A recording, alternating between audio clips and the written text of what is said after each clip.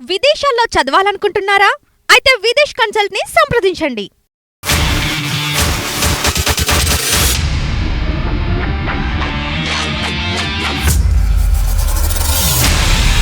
Hello నమస్తే, welcome to reality check. ఆంధ్రప్రదేశ్లో ఈవీఎంలకు సంబంధించిన చర్చ, ఈవీఎంలకు సంబంధించి మనం రియాలిటీ చెక్లో కూడా చాలా సందర్భాల్లో చాలామంది గెస్టులతో మాట్లాడాము. తాజాగా ఈరోజు ఒంగోలు నుంచి వైసీపీ అభ్యర్థిగా పోటీ చేసిన బాలినేని శ్రీనివాసరెడ్డి గారు కంప్లైంట్ చేశారు. ఒక 12 వార్డులకు సంబంధించి 12 పోలింగ్ బూత్లకు సంబంధించి తనకు అనుమానాలు ఉన్నాయి అంటూ కంప్లైంట్ చేశారు. కంప్లైంట్ మేరకు కోర్టు డైరెక్షన్ మేరకు అక్కడ వెరిఫికేషన్ జరగాల్సి ఉంది. అయితే వెరిఫికేషన్ని వివిప్యాట్లో వచ్చిన స్లిప్స్ ఎన్ని, ఈవీఎంలో ఉన్న ఓట్లెన్ని అనే కంపారిజన్కి పోకుండా ఎలక్షన్ కమిషన్ కేవలం మాక్ పోలింగ్ నిర్వహించి దాన్నే వెరిఫికేషన్గా చెబుతుంది అనేది బాలినేని శ్రీనివాసరెడ్డి గారు ప్రస్తుతం చేస్తున్న వాదన. నిజానికి ఈ రోజు నుంచి వెరిఫికేషన్ ప్రారంభమైంది. ఒంగోలులో 24 వరకు నడవాలి. కానీ ఈరోజు ఒక 3 వార్డులకు సంబంధించిన వెరిఫికేషన్ మాక్ పోలింగ్ మొదలైన తర్వాత బాలినేని శ్రీనివాసరెడ్డి అనుచరులు ఎవరైతే అక్కడికి ఆ మాక్ పోలింగ్లో పార్టిసిపేట్ చేయడానికి వెళ్ళారో, దాన్ని అబ్జర్వేషన్ కోసం వెళ్ళారో, వాళ్ళు అభ్యంతరం వ్యక్తం చేయడంతో ఎలక్షన్ కమిషన్ మాక్ పోలింగ్ కూడా ప్రస్తుతానికి నిలిపివేసింది. ఇదే సమయంలో ఈరోజు హైకోర్టులో రిట్ పిటిషన్ దాఖలు చేశారు బాలినేని శ్రీనివాసరెడ్డి తరపు న్యాయవాదులు. ఈ రీవెరిఫికేషన్ అంటే అర్థం సుప్రీంకోర్టు ఇప్పటికే చెప్పిన దాని ప్రకారం వివిప్యాట్లలో ఉన్న స్లిప్లు అలాగే ఈవీఎంలో ఉన్న ఓట్లు సరిగ్గా ఉన్నాయా లేదా చెక్ చేయటం మాత్రమే వెరిఫికేషన్ అవుతుంది తప్ప ఓ ఈవీఎంను తీసుకొచ్చి ఆ ఈవీఎం సరిగ్గా పనిచేస్తుందా లేదా అనేది ఇప్పుడు మాక్ పోలింగ్ నిర్వహించడం ఏ రకంగా వెరిఫికేషన్ అవుతుంది అనేది వాళ్ళు రైజ్ చేస్తున్న అభ్యంతరం. ఈ అభ్యంతరం పైన విచారణ జరుగుతుంది. రేపటికి విచారణ వాయిదా పడింది. రేపు కోర్టు ఏం చెప్తుందో చూడాలి. మరోవైపు అక్కడ మాక్ పోలింగ్ కూడా ప్రస్తుతానికి వాయిదా పడింది. దీంతోపాటు ఆంధ్రప్రదేశ్లో ఫైళ్లు దగ్ధమవుతున్నాయి. ఫైళ్లు ఎందుకు దగ్ధమవుతున్నాయి, ఎవరు దగ్ధం చేస్తున్నారు, ఫైళ్లు దగ్ధం చేయడం ద్వారా మొత్తం ఎవిడెన్స్ని ట్యాంపర్ చేసే అవకాశం ఉందా, ఎవిడెన్స్ ట్యాంపర్ అవుతే దాన్ని మళ్ళీ ఆ ఎవిడెన్స్ని వెనక్కి తీసుకురావడం ఎలా అనేది ఒక చర్చ. దాంతోపాటు పెన్షన్ల సంఖ్య తగ్గించడం కోసం ప్రయత్నం చేస్తోంది ప్రభుత్వం అంటూ వైఎస్ఆర్ కాంగ్రెస్ పార్టీ ఆరోపిస్తోంది. వైఎస్ఆర్ కాంగ్రెస్ పార్టీ మీడియాలో ఈరోజు కథనాలు వచ్చాయి. చాలామంది పెన్షన్దారులకు నోటీసులు ఇస్తున్నారు, వాళ్ళ పెన్షన్లని తగ్గించేందుకు ప్రభుత్వం ప్రయత్నం చేస్తుందని. దాంతోపాటు మద్యం స్కామ్కు సంబంధించి చాలా పెద్ద ఎత్తున స్కామ్ జరిగింది, వాసుదేవరెడ్డిని అరెస్ట్ చేశారు అంటూ కూడా వార్తలు ఉన్నాయి. ఈ అంశాలపై మనతో మాట్లాడడానికి senior political analyst Purushottam Reddy గారు మనతో పాటు లైవ్లో జాయిన్ అవుతున్నారు. సార్ నమస్తే, వెల్కమ్ టు ఇహా. నమస్తే వైనార్ గారు. సార్, ఏంటి ఈవీఎంలకు సంబంధించి ఆ వెరిఫికేషన్ అనే పదం సుప్రీంకోర్టు చెప్పిన పదం, సెంట్రల్ ఎలక్షన్ కమిషన్ చెప్పిన పదం ఆంధ్రప్రదేశ్లో ఉన్న ఎలక్షన్ కమిషన్ అధికారులకు ఇంకో రకంగా ఎందుకు అర్థమవుతోంది? అసలు ఏం జరుగుతుంది అక్కడ? మొత్తం ఎలక్షన్ కమిషన్కే అట్లా అర్థమైంది అనుకోవాలి. అంటే ఆంధ్రప్రదేశ్ ఎలక్షన్ కమిషన్ నిర్ణయంగా నేను చూడను. మొత్తం సెంట్రల్ ఎలక్షన్ కమిషన్ మార్గదర్శకాల్లో భాగంగా ఇది చేస్తారు. వెరిఫికేషన్ అంటే పరిశీలించడం. సుప్రీంకోర్టు పరిశీలన దేనిపైన పరిశీలన? అభ్యంతరాల పైన పరిశీలన, లేకపోతే డిక్షనరీలో పరిశీలన కోసం పరిశీలన అనేది మౌలికమైన ప్రశ్న. డిక్షనరీలో పరిశీలన అంటే ఏంటి అనేది ఇంపార్టెంట్ కాదు. అభ్యంతరాలు ఏంటో దాని పరిశీలన చేయాలి. ఇప్పుడు అభ్యంతరాలు ఏంటి? ప్రధానంగా ఈవీఎంలు ట్యాంపరింగ్ జరిగాయని, ఈవీఎంలో పోలైన ఓట్లకి తర్వాత కౌంటింగ్ లో పోలైన ఓట్లకి మధ్య వ్యత్యాసం ఉందని, 3 ఈవీఎంలో మేమేసిన ఓటు ఈవీప్యాట్ లో మాకు చూపించినా అక్కడ ఏరే ఓటుకు పోతున్నాయనే విమర్శలు అక్కడక్కడ వచ్చినాయి. రెండు అదే బయట వస్తున్న విమర్శలు ఏంటి? పరకాల ప్రభాకర్ లాంటి వాళ్ళు కూడా ఏమంటున్నారంటే పోలింగ్ నమోదైన అంటే పోలింగ్ ఓటింగ్ జరిగిన రోజుకి కౌంటింగ్ జరిగిన రోజుకి మధ్య ఒక్కొక్క ప్రాంతంలో 6 నుంచి 12% వ్యత్యాసం ఉంది అంటాడు. అంటే ఇప్పుడు ఉదాహరణకి ఈ రోజు 50% ఓట్లు పోలైనట్టు వాళ్ళు చెప్తే కౌంటింగ్ రోజుకి అది 10% కూడా ఉంది. కొన్ని అసెంబ్లీ సెగ్మెంట్ లో లక్షల ఓట్ల తేడా వచ్చేసింది ఒక్కొక్క సెగ్మెంట్ లో కూడా మాట్లాడాడు ఆయన. సరే, ఆయన ఒక మాట్లాడాడు. ఆల్రెడీ ఒక స్వచ్ఛంద సంస్థ ఆంధ్రప్రదేశ్ లోనే 49 లక్షల ఓట్లు తేడా వచ్చింది అన్నారు. అసలు తెలుగుదేశం, జనసేన, బీజేపీ కూటమికి జగన్ గారి మధ్య వ్యత్యాసమే దాదాపు 60 లక్షల లోపు. దాదాపు 50 లక్షల ఓట్లు తెలుగుదేశానికి వైసీపీ మధ్య ఓట్లు నేను అనేది మెజారిటీ. వీళ్ళకి 132 లక్షలు, 80 లక్షల దాకా వాళ్ళ కూటమికి వచ్చినట్టున్నాయి. అంటే ఈ తేడాగా నిజమైతే మొత్తం రివర్స్ అయిపోతుంది కదా ఫలితం. 49 లక్షల ఓట్లు అంటే ఫలితం, రాష్ట్ర యొక్క ఫలితమే మారిపోతుంది వాళ్ళు చెప్పింది కానీ నిజమై ఉంటే. అంటే పాయింట్ ఏంటంటే ఇన్ని సీరియస్ విమర్శలు బయట నుంచి వస్తున్నాయి. పోటీ చేస్తున్న అభ్యర్థుల్లో 2వ 3వ ప్లేస్ లో నిలబడిన అభ్యర్థి, ఎలక్షన్ కమిషన్ నామ్స్ లో 2వ 3వ ప్లేస్ లో అభ్యర్థి ఏదైనా అభ్యంతరాలు చెప్తే ఆ అభ్యర్థులను నివృత్తి చేయాల్సిన బాధ్యత ఎలక్షన్ కమిషన్.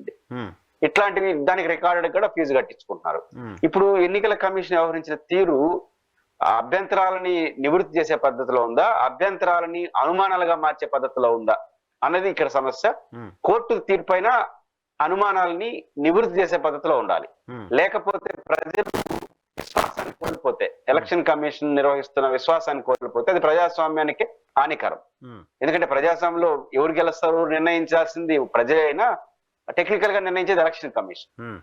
కాబట్టి ఇప్పుడు వాళ్ళు వ్యవహరించిన తీరు మాత్రం ఖచ్చితంగా అనుమానాలని నివృత్తి చేసే పద్ధతిలో ఉందా, పెద్ద చేసే పద్ధతిలో, బలపరిచే పద్ధతిలో వ్యవహరిస్తా ఉంది. ఎందుకంటున్నానంటే పరిశీలన అంటే అర్థం ఏంటి? వాళ్ళు ఏం చెప్తున్నారు, డెమో ఇస్తున్నారు, మా ఈవీఎం బాగుందా లేదని. ఈవీఎం బాగలేదని నోడు అన్నాడు, ఈవీఎం లోపల బాగలేదని. డెమో రాష్ట్రంలోని ప్రతి పోలింగ్ బూత్ లో ఎలక్షన్ రోజు జరిగిందే కదా.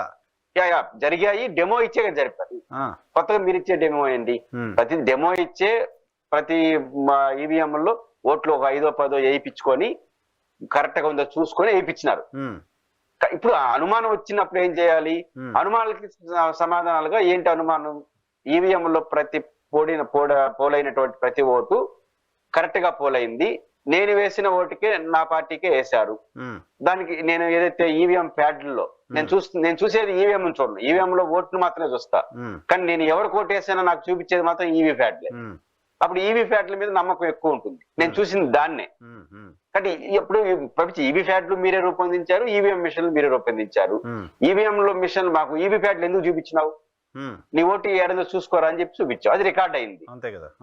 అంటే నాకు చూపించిన దాన్ని మళ్ళీ లెక్కించడానికి ఏంటి మీకు అభ్యంతరం అనే ప్రశ్నకి న్యాయమైంది. కాబట్టి ఈవీ ప్యాడ్లకి ఈవీఎంలకి నమోదైన ఓట్ల సంఖ్య, అదే విధంగా పోలైన పార్టీల వారీగా పోలైన ఓట్ల సంఖ్య గ్యాప్ రాకుండా ఉంటే అది ఫెయిర్. ఇంకా అనుమానాలు ఇచ్చడానికి అవకాశం లేదు. కాబట్టి దీన్ని వీటికి ప్రశ్నకి సమాధానం చెప్పకుండా దీన్ని ఈ వైపుగా ఆలోచించకుండా నేను ఈవీ ప్యాడ్ల జోలికి వెళ్ళను, ఈవీఎం పనితీరుని ప్రస్తావిస్తా, మళ్ళీ ఏం చేస్తారు? మిమ్మల్ని నన్ను కూర్చోబెట్టి మీరు ఫస్ట్ ఓటు వేయండి అంటారు. మీరు ఒక 100 ఓట్లు, నేను ఒక 100 ఓట్లు వేస్తాను. నేను వేసిన వాళ్ళకి 100 ఓట్లు లెక్కేసుకుని కరెక్ట్ గా ఇలా చూసో అంటారు. ఈవీఎం లో చూపిస్తారు, మళ్ళీ ఈవీ ప్యాడ్లు చూపిస్తారు. మీకు డైరెక్ట్ ఎలక్షన్ లో 4 ప్రధానమైన అంశాలు ఉన్నాయి పురుషోత్తం రెడ్డి. ఒకటి, నేషనల్ వైజ్ గా చాలా ఏజెన్సీలు చెప్తున్నట్లుగా కాంగ్రెస్ పార్టీ, ప్రధాన ప్రతిపక్షమైన కాంగ్రెస్ పార్టీ అధికార ప్రతినిధి దీక్షిత్ గారు చెప్తున్నట్టుగా ఓట్ల సంఖ్య పెరిగింది, పోలైన ఓట్లకు కౌంట్ అయిన ఓట్లకు అనేది పరకాల ప్రభాకర్ గారు కూడా చెప్తున్నది అదే. సో ఇప్పుడు ఈ 12 ఈవీఎంలు లెక్క పెడితే 12 ఈవీఎంలో ఆ రోజు అక్కడ పోలింగ్లో కూర్చున్న ఏజెంట్ల సమక్షంలో ఏ బూత్లో ఎన్ని ఓట్లు నమోదయ్యాయనే నంబరు, ఆ తర్వాత ఆ పోలింగ్ బూత్లో కౌంట్ చేసిన నంబరు సరిగ్గా ఉందా లేదో తెలుస్తుంది. Point number 1.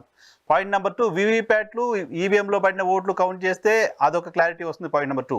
ఇప్పుడు ఇంకో మూడో అంశం ఏంటంటే ఇప్పుడు అధికారులు అక్కడికి వెళ్ళిన సందర్భంగా 12 ఈవీఎంలు ఏదో లెక్క పెట్టాల్సిన సందర్భంగా ఆ 12 ఈవీఎంలో ఇప్పటికే పోయినసారి ఎన్నికల్లో వాడిన ఈవీఎంలోనే ఆ ఈవీఎంలో ఉన్న డేటాని డిలీట్ చేసేసి మళ్ళీ దాంట్లో మాక్ పోలింగ్ నిర్వహిస్తారంట. అంటే ఏం జరుగుతుంది అంటే పోయినసారి మొన్న ఎలక్షన్లో ఉన్న డేటా డిలీట్ చేస్తున్నారు అఫీషియల్గా డిలీట్ చేసి దాంట్లో ఇప్పుడు టెస్ట్ చేస్తారు. ఇది అత్యంత ప్రమాదకరమైనది. అది అత్యంత ప్రమాదకరం. సో ఖచ్చితంగా అత్యంత ప్రమాదం. ఎందుకంటే ఇప్పుడు దాన్ని డిలీట్ చేయడం అంటే రేపు రికార్డులు కూడా పోతాయి.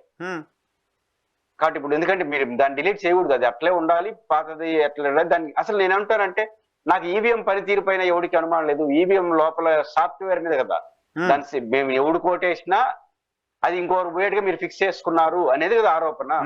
కానీ ఆరోపణకు సమాధానం చెప్పకుండా మీరు అంటే ఇంకోటి ఏంటంటే ఈవీ ప్యాడ్లు నాకు కనపడుతుంది దాన్ని వేసినప్పుడు.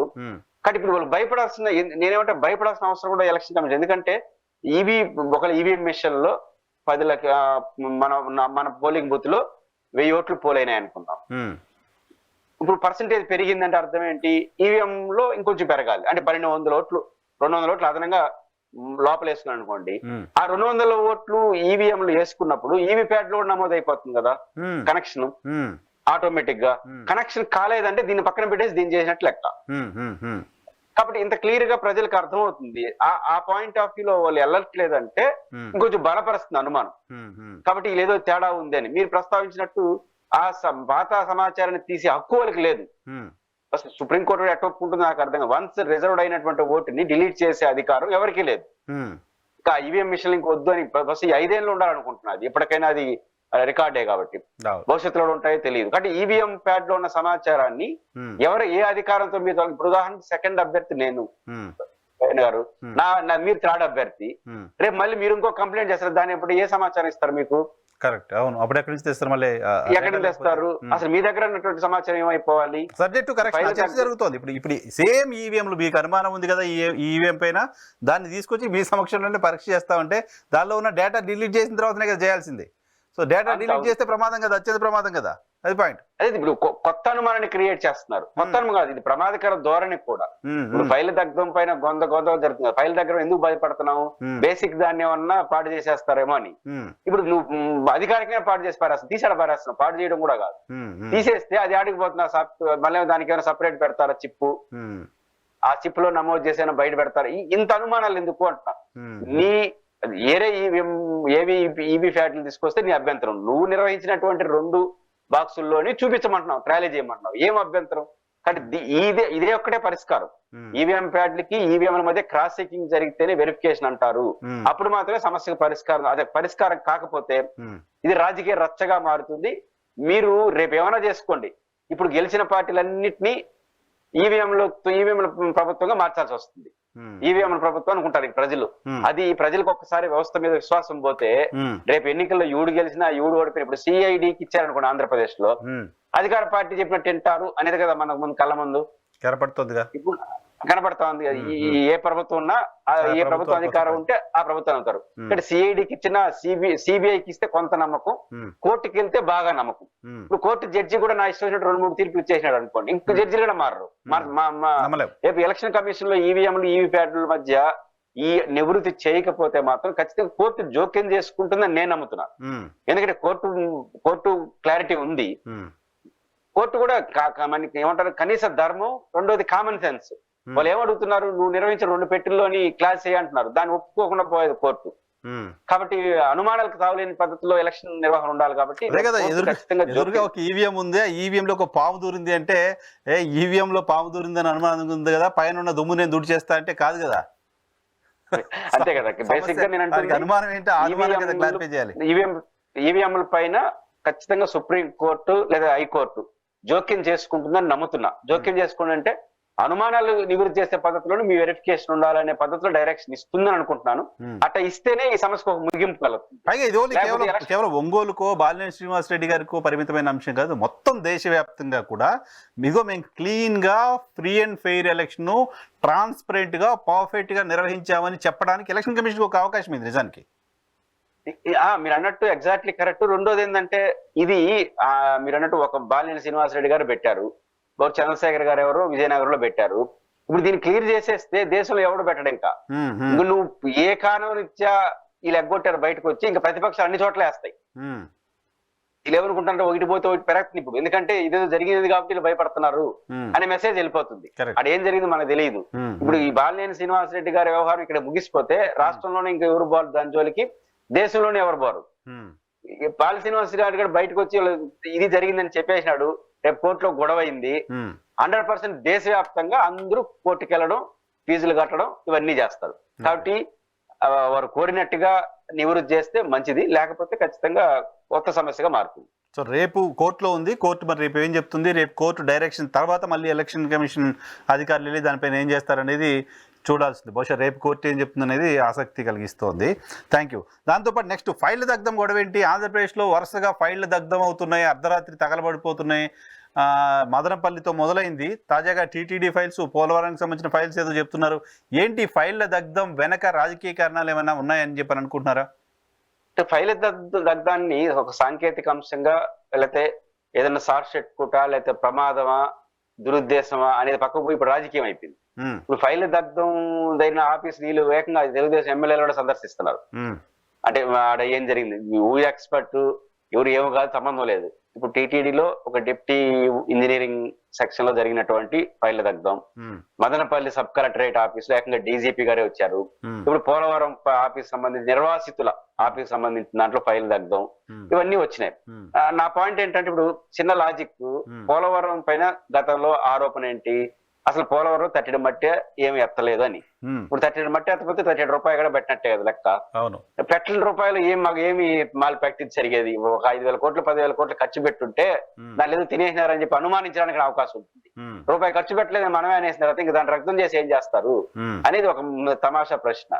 రెండోది, ఇప్పుడు టీటీడీలో డిప్యూటీ ఎగ్జిక్యూటివ్ ఇంజనీర్ ఆఫీస్ లో బహుశా ఆయన మీకు మొన్న శనివారం ఆదివారం బేసిక్ గా ఏమవుతుందంటే, ఇక శనివారం అయితే పూజ చేస్తారు ప్రతి రూమ్ లో.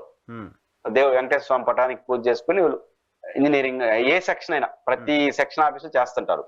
కారణాలు ఏమైనా అదేమన్నా ఆ ఫైల్ ఏమన్నా దాని మీద ఏమన్నా పడిందా లేదా షార్ట్ సర్క్యూట్ అనేది ఎంక్వైరీ జరగనివ్వండి. ఇప్పుడు మనం మాట్లాడలేము ఇవ్వద్దని. ఇక నాకు 2 పాయింట్లు ఏంటంటే, ఫస్ట్ పాయింట్, ఎవరు అంటే దగ్ధం చేసినా చేయకపోయినా సమాచారం డ్యామేజ్ అయ్యే అవకాశం అయితే లేదు. ఎందుకంటున్నానంటే, అసిస్టెంట్ ఎగ్జిక్యూటివ్ ఇంజనీర్, ఆ పైన డిప్యూటీ ఎగ్జిక్యూటివ్ ఇంజనీర్, ఆ పైన ఎగ్జిక్యూటివ్ ఇంజనీర్, ఆ పైన సూపరింటెండెంట్ ఇంజనీర్, ఆ పైన chief engineer office, chief engineer office లో కేసు వర్కర్, పిఏ, మళ్ళీ డిప్యూటీ సిఈ, అక్కడికి 8 అయినాయి. ఆ తర్వాత మా టీటీడీ లెక్క ప్రకారం FA and CEO, finance and advisor office, ఆ తర్వాత జేఈఓ, ఆ తర్వాత లా డిపార్ట్మెంట్, ఆ ఫైల్ యొక్క స్వభావాన్ని బట్టి జేఈఓ, ఇప్పుడు అదన ఈవో ఉన్నాడు మాకు, అదనపు ఈవో, ఈవో, ఇన్ని ఆఫీసులు ఉంటాయి. మీ ఫైలింగ్స్ రూట్, నేను రూట్ చెప్తున్నా అంటే 10, 15, 12 వస్తున్నాయి నాకు తెలిసే. అంటే అన్ని చోట్ల ఉంటాయిగా, ఫస్ట్ పాయింట్. రెండో పాయింట్ ఏంటంటే, టీటీడీలో 100% మీ ఫైలింగ్, ఈ ఫైలింగ్ ఉంది. ఓకే, మీ ఫైలింగ్. ఇప్పుడు మీ ఫైలింగ్ ఉంది, ఇన్ని ఆఫీసులు ఉన్నాయి. ఆడ ఇది అటు ఇటుగా ఆఫీస్ మధ్యలో deputy executive engineer basic office AE, okay, మధ్యలో దీనిపైన సూప్రమ్ ఆఫీస్ అంటే ఇన్ని ఆఫీసులు ఉన్నాయి. మీ ఫైలింగ్ అంటే మీ ఫైలింగ్ మీ దగ్గర కంప్యూటర్ పవర్ కొట్టినాడు టీటీడీ వెబ్సైట్ లో ఉంటుంది. వెబ్సైట్ ఇస్ రిజర్వ్డ్, కాబట్టి సమాచారం పోయే అవకాశం లేదు. ఇది ఫస్ట్ పాయింట్. సమాచారం పోకపోయినా ఫైల్ దగ్ధం ఎవరు చేసి వాళ్ళపైన కఠిన చర్యలు తీసుకోవాలి. నిజంగా వాళ్ళు దగ్ధం చేసే దురుద్దేశం చేసుకుంటే. సమాచారం ఉన్నా కూడా నేను నన్ను ఒక రకమైన ప్రభుత్వం యొక్క సమాచారాన్ని దొంగతనం చేయనట్టు కదా, అది మాల్ ప్రాక్టీస్ కాదు, దుందుడు చర్య అవుతుంది, చాలా తీవ్రమైన నేరం. నా పాయింట్ ఏంటంటే, తేలనివ్వండి. వెంటనే వస్తున్న ఆరోపణ ఏంటంటే, ఎక్స్పర్ట్లు చెప్పరు, షార్ట్ సర్క్యూట్ ఏంటో తెలియదు, ఏమీ తెలియదు. వెంటనే ఏం చేస్తున్నారు, మదనపల్లిలో పెద్దిరెడ్డి రామచంద్రారెడ్డి చేయించినాడు, టీటీడీలో ఫలానా 100 కోట్లు 100 కోట్లు పడలేదు, అది ఎంక్వైరీ, విజిలెన్స్ ఎంక్వైరీ జరుగుతా ఉంది, దానిపై రద్దు చేసినారు. ఇట్లా ఇప్పుడు పోలవరం, నేను టీటీడీ సంబంధించి ఇంకో మాట కూడా చెప్తాను. టీటీడీలో ఇప్పటికే మీలాంటి మీడియాలో వస్తున్నటువంటి కథనాల ప్రకారం ఒక 60 నుంచి 70 మంది ఇంజనీర్లకు విజిలెన్స్ నోటీస్ ఇచ్చింది. అవునా? ఈ గవర్నమెంట్ దీనిపైన కాదు, టోటల్ ఎంక్వైరీ, విజిలెన్స్ ఎంక్వైరీ ఈ గవర్నమెంట్ వచ్చిన తర్వాత. అంటే ఎందుకు ఈ పదం చెప్తున్నానంటే, విజిలెన్స్ అనేది గత 2 నెలలుగా ఎంక్వైరీ చేస్తుంది. ఇది అధికారం, అనధికారికం ఏం కాదు. అధికారికంగా ఆంధ్రప్రదేశ్ ప్రభుత్వం గత బోర్డులో చేసినటువంటి ఇంజనీరింగ్ సంబంధించిన తీర్మానాలు, ఆ పని, వాటికి సంబంధించి రూల్స్ ప్రకారం జరిగాయి, రూల్స్ అగైనెస్ట్ జరిగింది. విజిలెన్స్ విచారణ, ధర్మారెడ్డి గారికి విజిలెన్స్ విచారణ ఉన్నారు కదా, పాత అడిషనల్ ఇవో, కాబట్టి విచారణ జరుగుతుంది. 2 నెలల పాటు వాళ్ళు క్షుణ్ణంగా 60-70 మంది 20 మంది నుంచి 60 మంది సిబ్బంది వచ్చారు. వచ్చి క్షుణ్ణంగా 2 నెలలు పరిశీలించిన తర్వాతనే నోటీసులు ఇచ్చారు. అంటే అవన్నీ అలాంటి తీసుకున్నట్టేగా. ఓకే, ఇన్ఫర్మేషన్ ఉంది వాళ్ళ దగ్గర, మొత్తం స్కాన్ చేసేసినారు. ఒక రకంగా టీటీడీలో స్కాన్ చేసేసినారు. ఒకవేళ ఇవేమి వీళ్ళందరూ ధ్వంసం చేసిన వాళ్ళ దగ్గర ఉంది. ఎవరు విచారణ అంటే 2 నెలల నుంచి విచారణ అంటే, ఈ మధ్యలో వాళ్ళు ఏం చేస్తారు అంటే, దగ్ధాన్ని నేను టెక్నికల్ సమస్యగా చూస్తాను, లేకపోతే ఒకవేళ దురుద్దేశం ఉన్నా వాడికి చేతకాక చేసుకోవాల్సిందే. ఎందుకంటే ఆల్రెడీ రికార్డెడ్. ఈ దగ్ధంతో ఎవరు తప్పించుకోలేరు. ఓకే, ఆ అవకాశం లేనప్పుడు ఇవుడు జ్ఞానం ఉన్నోడు ఎందుకు చేస్తాడు, పోయి తెలివితేటలు అంట, పైన సీసీ కెమెరాలు దాంట్లో ఉన్నాయి. కాబట్టి ఇది రాజకీయ పరమైన అంశంగా నేను చూస్తున్నాను. దీన్ని ఎక్కువ చేసి బహుశా ఏమి దొరకకపోతే, ప్రభుత్వ ఉద్దేశం ఎక్కడైనా ఏమి దొరకపోతే, అన్ని చేశాం కానీ వీళ్ళు దుర్మార్గులు అన్ని కాల్చాడ బారైనారు, లేకపోతే వీళ్ళపై సంగతి తేల్చి ఉండేవాళ్ళం అని చెప్పడం కోసం చెప్తున్నారా తెలియట్లేదు. సబ్స్టాన్షియల్ ఎవిడెన్స్ రెడీ చేస్తున్నారు అనుకోవాలా. ఇప్పుడు మదనపల్లి సబ్ కలెక్టర్ ఆఫీసు, అది కూడా అంతే కదా, CCLA, collector, joint collector, MRO, మధ్యలో ఆర్డీఓ. నిజానికి ఆర్డీఓ అనేది పెద్ద పదవి కూడా కాదు. ఈ ఎంఆర్ఓ ఆఫీసు కలెక్టర్ ఉంటాడు, సిసిఎల్ఏ ఉంటాడు హైదరాబాద్ లెవెల్లో. కాబట్టి రిజిస్ట్రేషన్ ఆఫీస్ ఒకటి ఉంది, రిజిస్ట్రేషన్ జరిగింది. గ్రామ పంచాయతీ, విలేజ్ రెవెన్యూ రికార్డ్స్ లో అన్నిట్లో ఉంటాయి. రెండు రిజిస్ట్రేషన్ అయిపోయినాయి కదా, వీళ్ళు చెప్పిన ప్రకారం 1000 ఎకరాలు 2,000 ఎకరాలు పెద్దిరెడ్డి రామచంద్రుడు కొట్టేశారని కదా వాళ్ళు చెప్తా ఉండేది. రిజిస్ట్రేషన్ పేరు ఉంటుంది కదా, క్రాస్ చెకింగ్ చేస్తారు కదా. కాబట్టి దగ్ధం చేయడం ద్వారా ఎవరేం చేయలేరు.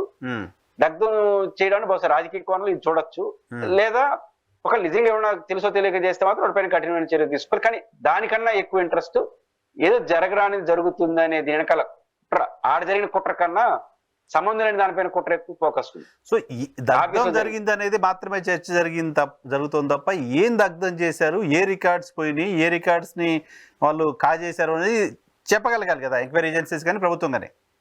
ఖచ్చితంగా చెప్పాలి. ఈ దగ్ధం కావడం వల్ల ఇక ఈ ఫైల్ కనపడకుండా పోయింది, ఈ ఫైల్ మేము ఇంకెక్కడా ట్రేస్ చేయలేకపోతున్నాం అనేది చెప్పాలి కదా. నేను టీటీడీలో అయితే నోటీసులు ఇచ్చేసినారు, ఇంత చోట నోటీసులు కూడా ఇంకా ఏమి ఇలా మదనపల్లి అవన్నీ ఏం జరిగిందని ఇంకా వాళ్ళు దగ్ధం పైన ఎంక్వైరీ. ఇక్కడ దగ్ధం మొన్న జరిగింది, కానీ 2 నెలల క్రితమే ఒక 2-3 వారాల క్రితం నోటీసులు ఇచ్చేసినారు. ఈ ఫైల్లో పలానా నెంబర్ ఫైల్లో మీరు చూసిన దాంట్లో ఎందుకు రూల్ పొజిషన్ రాయలేదు, స్పష్టంగా ఉన్నాయి ఫైల్స్ ఇచ్చే నోటీస్. అంటే వాళ్ళు తరఫు మొత్తం ఉన్న తర్వాత ఇంక ఏం చేస్తారు కాల్ చేసి అనేది మౌలికమైన ప్రశ్న.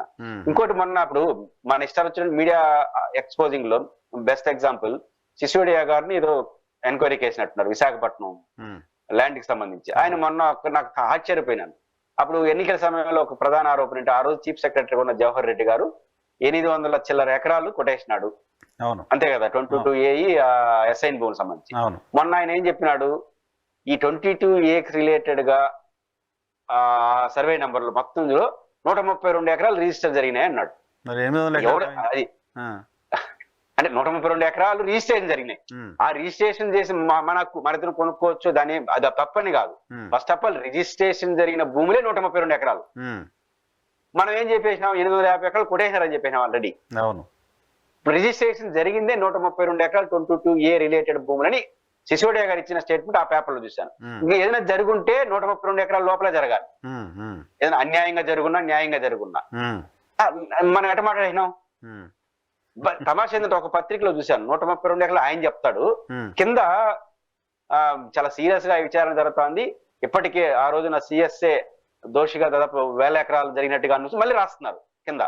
అసలు ఆశ్చర్యపోయింది, కింద మళ్ళీ 1000 ఎకరాలు రాస్తారు, మళ్ళీ ఎకరాలను రాయేస్తున్నారు. అలిగేషన్స్ ఉన్నాయి, సీరియస్ అలిగేషన్స్. ఏం చెప్పాలి, నువ్వే రాస్తే వాటిలో ఏ ఎంక్వైరీ ఆఫీసర్ చెప్పాడు 132 ఎకరాలు రిజిస్ట్రేషన్ జరిగినాయని. ఇంత దారుణంగా మనం మాట్లాడేసిన తర్వాత కాబట్టి ఉపయోగం ఉండదు. ఇంకేడి దాంట్లో చూడాలి ఇంకెన్ని ఆఫీసుల్లో జరుగుతాయో. సో అట్లే వైజాగ్ లో డ్రగ్స్ కూడా 25,000 కోట్ల డ్రగ్స్. మరి దానికి అమ్మ ఎవరో, నాన్న ఎవరో, బామ్మర్దులు ఎవరో, ఇంకెవరో ఉండాలి కదా, అదేం బయటికి రావట్లేదు. అందులో ఇప్పుడు అప్పుడు జగన్ గారు చేశారన్నారు, ఇప్పుడు ప్రభుత్వం రాష్ట్రం మందే, దేశం మందే, మొత్తం మందే కదా. ఇప్పుడు జగన్మోహన్ రెడ్డి గారు కానివ్వండి, చంద్రబాబు నాయుడు గారు కానీ ఇంకెవరైనా చేయండి, ఆంధ్రప్రదేశ్ రాష్ట్రానికి ప్రమాదం. 25,000 కోట్లు పట్టుకున్నాం, ఇంకెన్నో వస్తున్నాయో అది తేలాలి. ఫస్ట్ దాని మీద దృష్టి ఉండాలి కదా ఎవరైనా కానీ.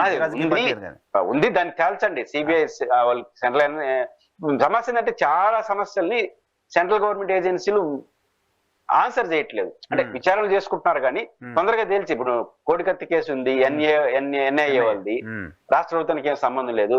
10 నెలలు 10 సంవత్సరాలు అయినా మీరు బట్టి దాన్ని ఏమి ఎస్ఆర్నో చెప్పలేదు ఇంతవరకు.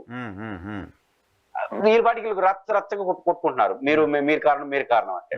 అంటే ఏజెన్సీలు ఇన్ టైంలో చాల్చకపోవడం ఇది ఒక సమస్యగా మారే అవకాశం ఉంటుంది. కానీ ఫైల్ దగ్ధం మాత్రం రాజకీయ మంటగానే చూడాలి. ఓకే, ఇంకోటి ఈరోజు వైసీపీ మీడియాలో వచ్చిన ప్రధానమైన వార్తలు ఏంటంటే పెన్షన్లు తగ్గించే ప్రయత్నం చేస్తున్నారు, చాలా మంది పెన్షన్దారులకు ప్రభుత్వం అధికారులు నోటీసులు ఇస్తున్నారు అని. ఎంతవరకు వాస్తవం ఉంది? నిజంగానే పెన్షన్ తగ్గించే ప్రయత్నం జరుగుతోందా ప్రభుత్వం? అట్లీస్ట్ నోటీసులు ఇస్తున్నారనే సమాచారం నిజమేనా? అంటే నోటీసులు ఇస్తున్నారనేది ఎక్కడ ఇస్తాను, నేను విలేజ్ లో ఉంటాను కాబట్టి మా ఏరియాలో నోటీస్ ఇచ్చే వరస లేదు. నోటీసులు ఎందుకు ఇవ్వాలి అసలు? నా పాయింట్ ఏంటంటే ఇదేమన్నా వాళ్ళ సదరం హ్యాండిక్యాప్డ్ వాళ్ళు సదరం సర్టిఫికెట్ ని ప్రతి 15 ఇమీడియట్ గా 15 రోజుల్లోపు సబ్మిట్ చేయమన్నారంట. 2 సమస్యలు అయితే ఉన్నాయి. ఒక సమస్య ఏంటంటే సదరన్ సర్టిఫికేట్ల పైన ఆరోపణలు ఉన్నాయి. ఇది ప్రభుత్వం పైన కాదు. సదరన్ సర్టిఫికేట్లు ఉంటే అవి వినికిడి కదా, వినికిడికి సంబంధించిన విషయంలో ఎంత పర్సంటేజ్ అనేది ఇక్కడ ఇన్నికడి కావచ్చు, కాళ్ళకు సంబంధించినటువంటి వీటన్ని సదరన్ సర్టిఫికేట్స్, పెన్షన్ ఉంది. ఇది కొంత డాక్టర్లను మేనేజ్ అయ్యి దుర్వినియోగం అయినాయి అనేది విమర్శలు ఉన్నాయి. ఇది ప్రభుత్వం మీద విమర్శ కాదు. ఎక్కడికక్కడికి అధికారులు మంచిగా పెన్షన్ పెరిగింది కదా బాగా. ఎవరికి వారు తెచ్చుకొని చేస్తున్నారు, దీనిపైన విచారణ జరగాలని ఉంది, అది జరగనివ్వండి. అదే పాయింట్ ఏంటంటే ఇక్కడ నాకు అనిపిస్తుంది 2 కారణాలు. ఒకటి, తగ్గించే అవకాశం ఉందని నేను నమ్ముతున్నాను, ఏది పెన్షన్స్. దానికి కారణం ఏంటంటే పెన్షన్స్ లో గత ప్రభుత్వం అందరికి ఇవ్వాలనే ఉద్దేశంతో అది లిబరల్ గా ఇచ్చి, అంటే అర్హులైన వాళ్ళందరికి ఇవ్వాలనే స్లోగన్ తీసుకునింది. దాంతో పాటు ఏమైందంటే ఒకప్పుడు 200-250 పెన్షన్ ఉన్నప్పుడు అది ఏదో పేదలకు ఇచ్చేది, ఒక దయతో ఇచ్చేదిగా భావించబడింది. అప్పుడు కొంత ఈ అప్పర్ క్యాస్ట్ లో ఉండేవాళ్ళు కావచ్చు, లేదా ఆర్థికంగా స్తోమత ఉన్న వాళ్ళు తీసుకోవడానికి కొంత మొహమాట పడ్డారు. అది అభాగ్యులకి ఇచ్చే పెన్షన్ గా చూసుకున్నారు. ఇప్పుడు కాంట్రాక్ట్ వర్కర్ వచ్చినంత వస్తా ఉంది, 4,000 కదా ఇప్పుడు. కాబట్టి ఇది ఒక వెసులుబాటుగా మారిపోయింది. ఇప్పుడు పెన్షన్ ఉండడం అప్పుడు ఆత్మగౌరవం, ఇప్పుడు హక్కు. పెన్షన్ అనేది మన వెసులుబాటుగా మారిపోయింది. కాబట్టి కొంతమంది ఏం చేశారు, మాల్ ప్రాక్టీస్ తో ఎక్కువ కూడా తీసుకోండి. అంటే వైట్ కార్డు అందరికీ ఉంది. ఇప్పుడు ఒక ఇన్కమ్ ట్యాక్స్ రికార్డు హోల్డర్ తప్ప టాటా బిర్లాతో సహా అందరికీ ఉంటుంది ఆంధ్రప్రదేశ్ లో వైట్ కార్డు. రికార్డెడ్ గా ఐటీ చేసే వాళ్ళకి తప్ప అందరికీ ఉంటుంది. దాన్ని బట్టి ఇవ్వలేరు. తర్వాత ఈ 300 రూపాయలు 300 యూనిట్లు విద్యుత్తు. కాబట్టి కొంత తప్పు జరుగుండే అవకాశం ఉంది. రెండోది, ఆంధ్రప్రదేశ్ ప్రభుత్వానికి వచ్చిన అదనపు సమస్య ఏంటి, వీళ్ళు వలివిగాలినటువంటి హామీలు ఇచ్చేశారు. ఈ అలివిగాని హామీలు ఇచ్చారు కాబట్టి ఎంత తగ్గిస్తే అంత మంచిది అనుకుంటారు. ఈ హామీల యొక్క భారం ఎక్కువగా ఉండడం, కాబట్టి అది తగ్గించుకోవాలని లోపల మనసులో కోరిక ఉంది. ఫ్యాక్ట్ కూడా కొంత ఉంది, కొంత దుర్వినియోగం అన్నామా, ఎక్కువ అనర్హులు కూడా తీసుకుంటున్నారన్నా ఒకటి ఉంది. అది ఎంతో తెలియదు, కానీ ఈ కోరిక మాత్రం లోపల బలంగా ఉంది. రెండు, ఇక్కడ దాన్ని ఆచారంగా చేసి వెళ్తే కేవలం టెక్నికల్ గా నిష్పక్షపాతంగా చేస్తారా, లేదా తగ్గించుకునే కోరిక భాగంగా మ్యాక్సిమం తగ్గించుకుంటే ఆ మేరకు తగ్గించుకోవచ్చని, లేదా తన రాజకీయ ప్రత్యర్థులు, అదేమో ప్రభుత్వ ఆలోచనేమో ఆర్థిక పరిస్థితి, ఈ గ్రామాల్లో ఏమో రాజకీయ పరిస్థితి, అంటే మన ప్రత్యర్థికి ఎత్తేద్దాం లేకపోతే మన ప్రత్యర్థికి తీసేద్దాం అని వీళ్ళ కోరికలు ఉంటాయి. కాబట్టి ఇది అప్పర్ హ్యాండ్ తీసుకుంది అనుకోండి, పెద్ద పొలిటికల్ నిజాలు కూడా ఇంక జారట్లేదు. అంటే గతసారి ఏం జరిగిందంటే, స్థానికంగా గ్రామాల్లో ఎవరికైనా పెన్షన్ ఇప్పించాలి అంటే అది వైసీపీ నాయకుడి చేతిలో ఉండేది కాదు, వైసీపీ సర్పంచ్ చేతిలో ఉండేది కాదు, డైరెక్ట్ గా వాలంటీర్లు ఇచ్చేవాళ్ళు. సో ఇప్పుడు పెన్షన్లు డబ్బులు పంపిణీ డైరెక్ట్ గా పార్టీ కార్యకర్తలు చేసేస్తున్నారు బిహాఫ్ ఆఫ్ వాలంటీర్స్. ఒక సమస్య వస్తుందంటే, వాలంటీర్లు ఉన్నప్పుడు అది ప్రభుత్వం మీద మంచి చెట్ల మీద పోతుంది. ఇప్పుడు వైసీపీ గవర్నమెంట్ లో ఉన్నప్పుడు కొన్ని పెన్షన్స్ పోయినాయి, ఈ విద్యుత్ ఛార్జీలకు సంబంధించిన బిల్లు వాటిని ఆటోమేటిక్ వెళ్ళిపోతాయి. వాళ్ళు ఏమంటారంటే, అప్పుడు నిజం వెళ్ళిపోయిన ఆయన బాధపడ్డారు కానీ కక్ష కట్టి అనే ప్రశ్న రాలేదు. అప్పుడు ఈ నామ్స్ పెట్టారు కాబట్టి తీశారు. వాలంటీర్ అంటే గవర్నమెంట్ నుంచి వచ్చినటువంటి వాలంటీర్ తీశారు. ఇప్పుడు వాలంటీర్లే లేరు, ఇంకొన్నదంతా గ్రామ సచివాలయ సిబ్బంది, వాళ్ళ వెనకాల రాజకీయ పార్టీ ప్రతినిధులు పోతున్నారు. రెండోది, మన టెక్నికల్ ఎవిడెన్స్ కూడా ఒక సమస్య ఉంది. మనం ఎలక్షన్ లో ఇప్పుడు చంద్రబాబు గారు మొన్న ఇక్కడ మాట్లాడారు, వాలంటీర్లు లేకపోయినా సచివాలయ సిబ్బందిని ఒక రోజులో ఇచ్చిన ఘనత తెలుగుదేశం పార్టీది. ఆ రోజు అడిగాం ఎలక్షన్ కమిషన్ లో, ఇలా దుర్మార్గం అంటే మాట్లాడినాడు. దాంట్లో ఒక ఏంటంటే, వాలంటీర్ లేకపోయినా సచివాలయ సిబ్బందితో ఇచ్చాం కదా. కానీ దీంట్లో ఒక మతలబ్ ఏముందంటే, ఆ రోజు ఇవ్వకపోవడం కరెక్టే, ఈ రోజు వీళ్ళు ఇవ్వడం కరెక్టే. ఎందుకంటే ఆ రోజు ఇవ్వకపోవడానికి 3 రోజుల క్రితం వాలంటీర్ల ప్లేస్ లో మీరు ఏరియా ఆల్టర్నేటివ్ చేసుకుని అన్నారు. వీళ్ళకి వచ్చేసరికి 4వ తేదీ రిజల్ట్స్ వచ్చింది, 5వ తేదీ నుంచి పని ప్రారంభింది. వాలంటీర్ల పనిలో సర్వే లాగా చేసుకుని 1వ తేదీ ఇవ్వాల్సిన పెన్షన్ కావాల్సిన ఏర్పాట్లు చేస్తున్నారు. రెండోది, ఈ రోజు కూడా వైఎన్ఆర్ గారు తంబు లేదు. అంటే గతంలో వాలంటీర్లు తంబేసేవాళ్ళు, తంబు సిస్టమ్ లేదు. ఈ రోజు ఇచ్చేస్తున్నారు. ఈలేరు కూడా తంబు, ఎందుకంటే ట్రైనింగ్ అవ్వాలి కదా. వాలంటీర్లు చేసే పనే ప్రైవేట్ వాళ్ళతో చేయించాలంటే ఒక వారంలో సాధ్యం కాదు. అది పర్ఫెక్ట్లీ కరెక్ట్. మీరు ఇప్పుడు ఒక ప్రధాన పని ఎగ్గొట్టారు కదా, తంబే లేకుండా ఇచ్చేస్తున్నారు కదా. వాలంటీర్లు కూడా వాలంటీర్లు లేకుండా గ్రామ సచివాలయం తంబుగా నేర్పించి 2 నెలలు పట్టు ఉంటుంది. కాబట్టి ఒక రోజులు ఇవ్వడం గొప్ప విషయం కాదు. కాబట్టి ఇప్పుడు తంబు కూడా లేదు కాబట్టి 1-2 నెలలు బాగానే జరిగినాయి. మళ్ళీ 3-4 నెలల తర్వాత మాల్ ప్రాక్టీస్ మొదలెడితే ఘోరాలు జరిగిపోతాయి, మిస్యూజ్ అవ్వడానికి ఛాన్స్ ఉంటుంది. ఇష్టం కదా. కాబట్టి ఖచ్చితంగా రాజకీయ రచ్చగా అయితే మారుతుంది, అందులో సందేహం లేదు. ఏంటి సార్, ఏపీలో లిక్కర్ స్కామ్ ఢిల్లీ స్కామ్ ను మించిపోయి ఉంటుంది అని చెప్పి అంటున్నారు. వాసుదేవ్ రెడ్డి గారిని అరెస్ట్ చేశారు అనే వార్తలు వస్తున్నాయి. లిక్కర్ స్కామ్, శాండ్, మైనింగ్, ఈ మూడింటి చుట్టూ స్కామ్ మొత్తం వ్యవహారాలు నడుస్తుంది. ఈ మూడిట్లో ప్రధానంగా పెద్దిరెడ్డి రామచంద్రారెడ్డి గారు ఒక బలమైన రాజకీయ ప్రత్యర్థిగా ఉన్న ఆయన చుట్టూనే నడపడానికి ప్రయత్నం చేస్తున్నారు, ముఖ్యంగా అధికార పార్టీ. నా పాయింట్ ఏంటంటే, లిక్కర్ కి సంబంధించిన ప్రజల్లో ఒక 2 రకాల అనుమానాలు కాదు కానీ ఒక ఇబ్బందులు ఉన్నాయి. ఒకటి, అన్ని బ్రాండ్లు లేవు, ఒక వాస్తవం గత ప్రభుత్వంలో. రెండోది ఆన్లైన్ ట్రాన్సాక్షన్, క్యాష్ ట్రాన్సాక్షన్ కాకుండా ఫిజికల్ గా తీసుకున్నారు డబ్బులు. కాబట్టి ఇది ఎందుకు అనే చర్చ ఒకటి నడిచింది. ముఖ్యంగా తెలుగుదేశం పార్టీ ఎక్కువ ఆరోపణలు చేసింది మద్యం చుట్టూనే. అంటే ఇంత పెద్ద ఎత్తున ఆరోపణలు చేసిన తర్వాత ఏమీ లేదని తెలిస్తే కుదరదు. రెండో పాయింట్ ఏంటంటే దీనిలో స్కామ్ ఎట్లా పడతారో అర్థం కావట్లేదు. ఇప్పుడు మామూలుగా మంత్రివర్గం విధాన నిర్ణయాలు చేస్తుంది, విధాన నిర్ణయం ఫైల్ పైన మంత్రి సంతకం పెడతాడు, ఎగ్జిక్యూటివ్ చేసే బాధ్యత సిబ్బందిది. ఇప్పుడు దేన్ని క్వశ్చన్ చేస్తారు అనేది అర్థం కావట్లేదు. ఇప్పుడు ఈ స్కామ్ లో మంత్రిని ఇరికించాలన్నా, ముఖ్యమంత్రిని ఇన్వాల్వ్ చేయాలన్నా చాలా కష్టం. ఎందుకంటే ఎగ్జిక్యూటివ్ చేసే వాళ్ళు వేరు, మంత్రులు ఎక్కడ కూడా ఎవరికి ఏ డిస్టర్బ్ ఇవ్వాలి వాళ్ళు చెప్పరు, ఎగ్జిక్యూటివ్ చేసే వాళ్ళు చేస్తారు. కాబట్టి ఇప్పుడు ఏ పాయింట్ ఆఫ్ వ్యూలో పట్టుకుంటారో తెలియట్లేదు. అంటే వీళ్ళు ఒక 100 కోట్లు సంపాదించినాడు అనుకుందాం, వీళ్ళు చెప్పేది అదే కదా, వాసుదేవ రెడ్డి ఏదో భారీ ఎత్తున సంపాదించారన్నాడు. ఉద్యోగస్తుడుగా ఆయన సెంట్రల్ గవర్నమెంట్ ఎంప్లాయ్, యాక్చువల్ గా సెంట్రల్ గవర్నమెంట్ ఐఆర్ఎస్ ఏదో అనుకుంటాను. ఆయన ఇప్పుడు ఆయన ఆస్తులు ఏదో కొంత రికార్డెడ్ ఉంటుంది, ఐటీ రిటర్న్స్ రెగ్యులర్ సబ్మిట్ చేస్తారు కదా, దానికి మించిన ఆస్తులు ఉంటే ఇంక స్కామ్ చేయాల్సిన అవసరం లేదు, ఆటోమేటిక్ గా పోతారు ఇంటికి, అవినీతి ఆరోపణలు ఇరుక్కున్నట్టే. అక్కడ ఐటీ రిటర్న్స్ కి ఆయనకున్న ఆస్తులు సమానం ఉంది అనుకోండి, ఇంకెక్కడ చెకప్ అవుతుంది. కాబట్టి అంత సులభం కాదు, అందువల్ల లేట్ అవుతుందా అని అనుమానం ఉంది. ఆయన ఎక్కడ తప్పినట్టు నేనేం అనుకోను. మీడియాలో చూడండి తమాషా ఉంటుంది, వాళ్ళు ఏం రాస్తారు ఎస్కేప్ అయిపోయినాడని, ఇప్పుడు ఏమంటారు ఆయన ఎంక్వైరీ చేస్తున్నారు, చాలా విషయాలు బయట పడిపోతున్నాయి అంటున్నారు. బయట వెళ్ళిపోయిన ఎట్ట పట్టుకున్నారు అనేది అర్థం కాని పరిస్థితి. కాబట్టి ఇది ఇంకా కొంతకాలం నడుస్తుంది మద్యం ఆంధ్రప్రదేశ్ లో ఈ కేసులు, ఈ స్కామ్లు, ఈ చర్చే చూస్తామా? ఇంకెక్కువ మనం ఎక్కువ దీని చుట్టే ఇంకా 2 నెలలు అవుతుంది, 3 నెలలకు వచ్చారు, ఇంకా స్కామ్లు, కేసులు, ఈ ఆరోపణలు ఈ చుట్టూ నడుస్తుందా? నేను అనుకుంటున్నా ఇంకొక ఇయరంతా అది నడుస్తుంది అనుకుంటున్నాను. ఇయరంతా ఎందుకంటే నడుస్తుంది. ఎందుకంటే తెలుగుదేశం పార్టీ మాట్లాడుతున్న తీరు చూస్తున్నప్పుడు ఈ రాష్ట్రాన్ని చేయకూడని పనులు ఏదో చేసేసినాడు జగన్ అనే దాని చుట్టూ ఎక్కువ నడుస్తున్నారు.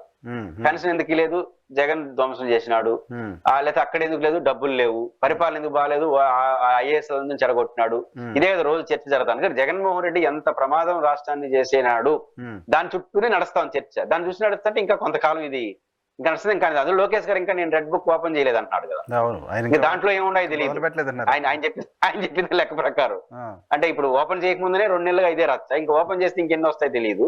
కాబట్టి రాష్ట్రంలో ఇంకా మాక్సిమం టైం ఒక పెద్ద తలకాయలు, నేను పలానా XYZ అని చెప్పగానే అలాంటి వాళ్ళు జైలుకు పోయేంత వరకు, లేకపోతే పోయేంత వరకు ఈ రచ్చ కొనసాగుతుందేమో అనిపిస్తుంది నాకు. ఓకే ఓకే ఓకే చూడాలి ఏం జరుగుతుందో ఆంధ్రప్రదేశ్ దీనికి సంబంధించి. Thank you very much Purushottam Reddy గారు మా కోసం సమయం కేటాయించినందుకు. ఇది వాళ్ళ రియాలిటీ చెక్ ఎపిసోడ్లో మళ్ళీ కలుద్దాం, చూస్తూనే ఉండి.